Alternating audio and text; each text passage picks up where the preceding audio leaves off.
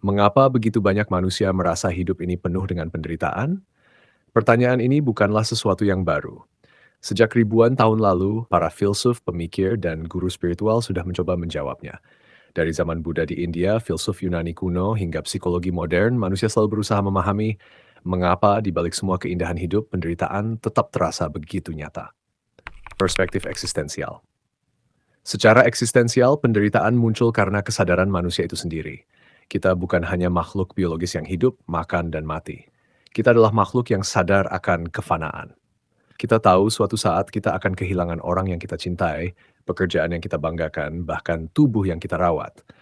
Kesadaran ini membuat manusia gelisah, karena kita selalu berhadapan dengan sesuatu yang tak bisa kita kendalikan.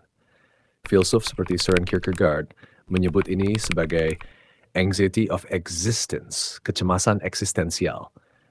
Kita menderita bukan hanya karena rasa sakit fisik, tapi karena pikiran kita tak henti-hentinya bertanya, apa makna semua ini? Perspektif sejarah dan budaya. Jika kita lihat sejarah, penderitaan manusia juga muncul dari sistem sosial dan budaya.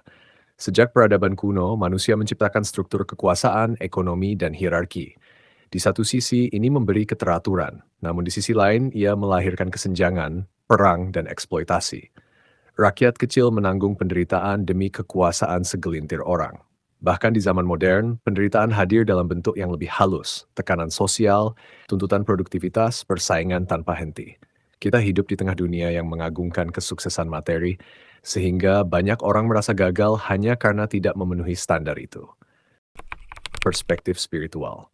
Dari sudut pandang spiritual, banyak tradisi sepakat bahwa penderitaan muncul dari keterikatan.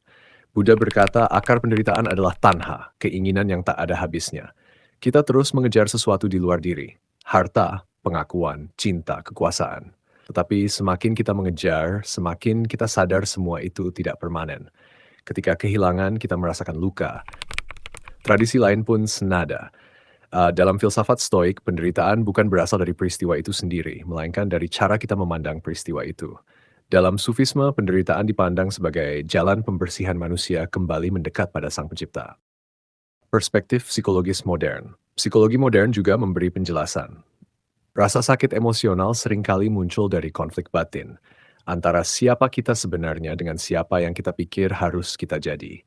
Trauma masa lalu, ekspektasi sosial, dan tekanan hidup menumpuk menjadi rasa sakit yang sulit dijelaskan. Namun psikologi juga mengajarkan bahwa penderitaan bisa diolah. Dari terapi kognitif hingga praktik mindfulness, manusia bisa belajar menerima, melepaskan, dan menemukan makna, bahkan dalam kesulitan. Jadi, mengapa hidup terasa penuh penderitaan? Karena kita sadar, karena kita melekat, karena kita membandingkan, dan karena kita terus mencari. Namun justru disitulah letak keindahannya. Penderitaan adalah cermin yang membuat kita merenung tentang siapa kita sebenarnya. Mungkin hidup tidak diciptakan untuk terbebas total dari penderitaan. Mungkin hidup adalah tentang bagaimana kita menari bersama penderitaan itu. Bagaimana kita mengubah luka menjadi pelajaran dan bagaimana kita menemukan cahaya di tengah kegelapan.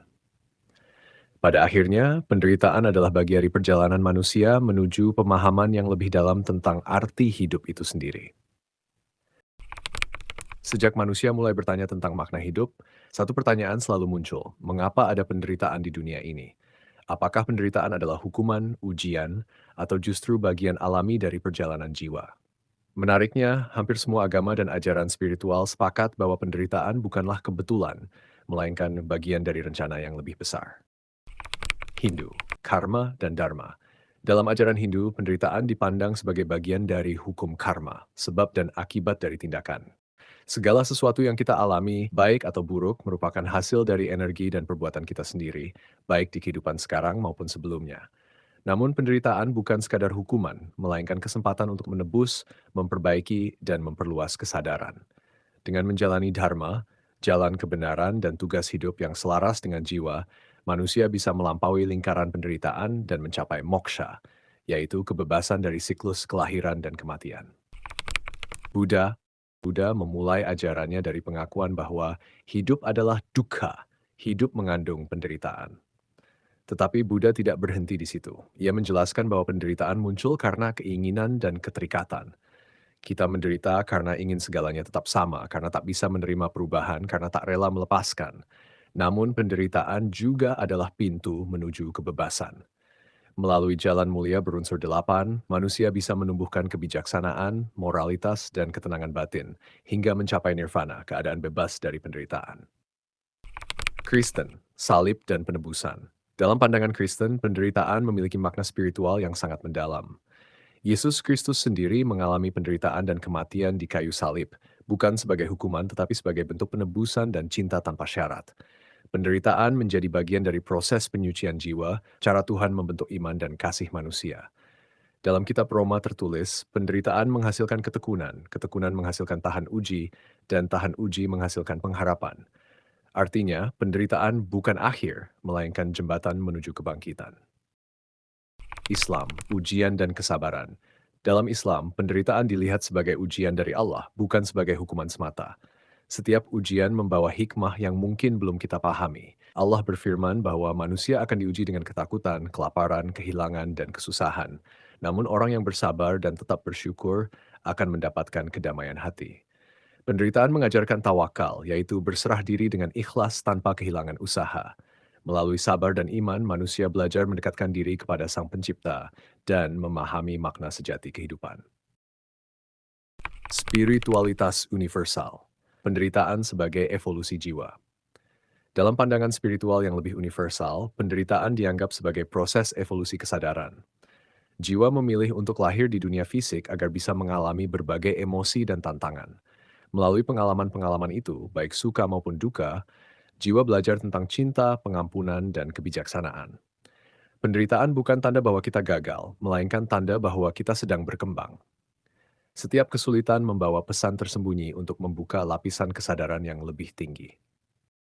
Dari semua ajaran, Hindu, Buddha, Kristen, Islam, maupun spiritualitas modern, satu hal menjadi benang merah.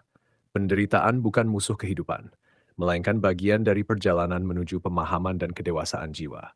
Penderitaan memanggil manusia untuk bangkit, untuk belajar, dan untuk kembali pada sumber cinta dan kesadaran sejati. Dan mungkin ketika manusia bisa melihat penderitaan dengan mata yang lebih luas, barulah ia benar-benar mengerti bahwa di balik setiap luka selalu ada cahaya yang sedang berusaha menuntun kita pulang.